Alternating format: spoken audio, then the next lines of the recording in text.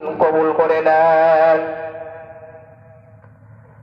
এই যুবক বলে, বাবা আমার জন্য তেমন কোনো দোয়া করা লাগবে না, কেবলমাত্র আপনার কাছে একটি দোয়া আমি চাই, আপনি রব্বুল আলামিনের কাছে দোয়া করেন, আল্লাহ রব্বুল আলামিন যেন আমাকে খাতিমা বিল খাইর, ঈমানি হালতে মওত দান করেন, আর মৃত্যুর পরে আমাকে যেন 2টি জান্নাত দান করেন।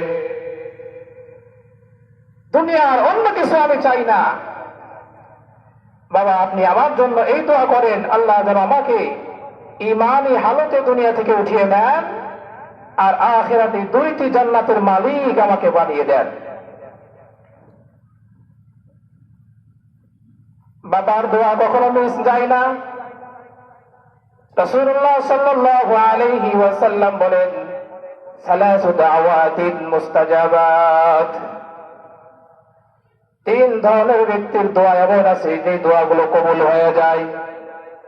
লা শাক্কা ফীহিন্না, রাসূলুল্লাহ সাল্লাল্লাহু আলাইহি ওয়াসাল্লাম বলেন, এতে কোনো সন্দেহ নাই, 3 শ্রেণীর ব্যক্তি যদি আল্লাহর দরবারে হাত তুলে দেয়, এই হাতগুলো রব্বুল আলামিন কখনো খালি হাতে ফেরান না। 1 নম্বর হলো দাওয়াতুল ওয়ালিদ, পিতা মাতার দোয়া।